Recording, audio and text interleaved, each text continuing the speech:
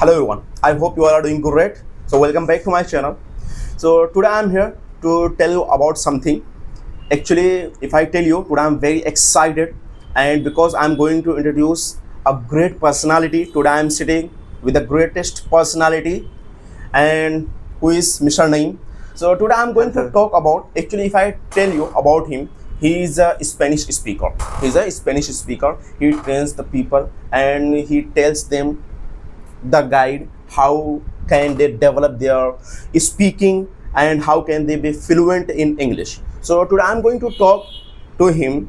If a person he wants to learn Spanish, so what is the importance of English language to learn Spanish, basically any language? Because there is a person who knows English well and there is a person who doesn't know English, so both are different. So what they are going to face, उन्हें क्या challenges होंगे क्या नहीं।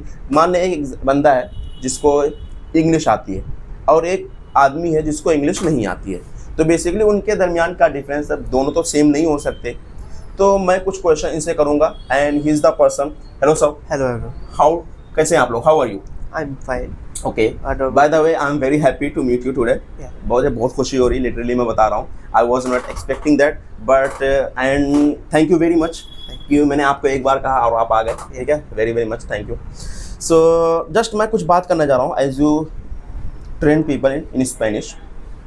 मैं ये कह रहा हूँ कि स्पेनिश जो लोग सीखने आते हैं तो कहीं ना कहीं इंग्लिश का भी कुछ रोल होता होगा। कितना इंग्लिश रोल अहम अदा करता है? हाँ, 15 to 70% रोल है इंग्लिश का। अच्छा। क्योंकि अगर आपको अदर लैंग्वेज आती है तो थोड़े अंडरस्टैंडिंग में फ़र्क पड़ जाता है। अच्छा। और आपको नहीं आती, कोई सी भी लैंग्वेज नहीं आती, तो थोड़ा कम पकड़ते हैं उसमें थोड़ा। ओके, यानी अगर बंदे को स्पेनिश आती है, नहीं सॉरी इंग्लिश आती है, तो जल्दी से कैच करता चीज़ों को। जी। और जिसको नहीं आती वो थोड़ा उसके लिए थोड़ा डिफिकल्टी उसका होती है। कैचिंग पावर कम होती है तो लेकिन एक चीज़ आप ये डिफाइन करिए। फॉर्मेट मालूम होता है किस तरीके से लैंग्वेज लर्न कर होती है। अच्छा अच्छा। तो इस बेस पे। लेकिन एक चीज़ मेरे को डिफाइन करिए, एक आदमी जिसको इंग्लिश नहीं आती तो क्या उसके लिए ज़्यादा मुश्किल हो जाएगा? वो सीख नहीं सकता? सीख सकता है पर थोड़ा टाइम लगेगा, थोड़ा पढ़ना पड़ेगा उसको ज़्यादा से ज़्यादा, थोड़ा अचीव करने के लिए कुछ ज़्यादा करना पड़ेगा। यानी उसको ज़्यादा स्ट्रगल थोड़ा करना पड़ेगा इन द कंपैरिजन ऑफ जिसको इंग्लिश आती है। एंड बेसिकली हम लोग क्या करते हैं कि इंग्लिश में कोई आता है तो सबसे पहले कुछ लोग होते हैं जिनको बेसिक से पढ़ानी होती है, कुछ लोग होते हैं जिनको थोड़ा एडवांस होता है, यानी स्पीकिंग उनकी डेवलप करनी होती है। तो इसी तरह स्पेनिश में तो हम लोग इंग्लिश में क्या करते हैं, बेसिकली जिसको बेसिक से ट्रेन करना रहता है तो उसको जो है स्मॉल सेंटेंसेस जो होते हैं वो कवर करवाते हैं और जो डेली लाइफ में यूजेस वर्ड्स होते हैं वो कवर करवाते हैं। क्या स्पेनिश में भी यही कैटेगरी है? सेम कैटेगरी है बट उसमें थोड़ा उसका अलग है, फॉर्मेट है, थोड़ा रूल्स साउंड वगैरह अलग करती है स्पेनिश लैंग्वेज, इस वजह से थोड़ा डिफिकल्ट होना। Okay, so guys, you might be having idea. He is saying that the person who knows English, he can easily learn Spanish, and who doesn't know English, so of course he is going to face some kind of adversity. So you know, and there is one more question.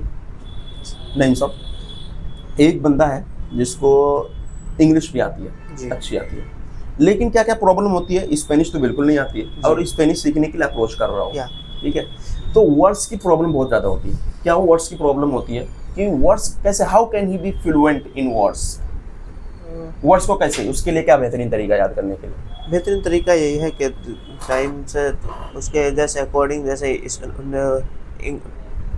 English सीखी है उसी according चलता रहे तो अच्छा है। अच्छा अच्छा, यानी बिल्कुल सेम वही फॉर्मूला जिस तरह से इंग्लिश में उसने मेहनत की है उसी तरह से स्पेनिश में उसको सेम फॉर्मूला। अच्छा, सेम चीज़ें उसको करनी है। एंड एक चीज़ ये होती है, क्योंकि कुछ लोग होते हैं जैसे बोलते हैं जाके अगर स्पेन में जाए या जहाँ भी जो भी लैंग्वेज सीखना चाहते हो उसके रीजन में जाए वो, ठीक है, उस कंट्री में जाए तो ज़्यादा फ्लुएंट बन जाते हैं, ज़्यादा फ्लुएंट हो। तो ये चीज़ तो सही बात है जी, ठीक है। लेकिन एक बंदा है जो कुछ सीख के जाता है और एक बंदा जो सीख के नहीं जाता है, तो दोनों में क्या फ़र्क होता है? जो सीख के जाता है उसको पता होता कैसे पैटर्न होता है, उसको ग्रामर थोड़ी बहुत आती है तो अच्छा हो जाएगा। अगर नहीं आता तो उसको पता ही नहीं चलेगा क्या बोल रहा गया सामने वाला।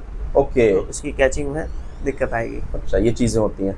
सो I think guys you might be having idea, ठीक है, कि किस तरह से आपको अप्रोच करना है। अगर आप सीखने का सोच रहे हैं तो किस तरह से आप आगे बढ़ेंगे, किस तरह से आगे नहीं बढ़ेंगे, क्योंकि होती है और any language, if you want to learn any language, German, Spanish, Russian, Arabic, So you must be fluent in English. आपको English अगर आती है, so of course you are going to rock and you are going to catch easily each and everything.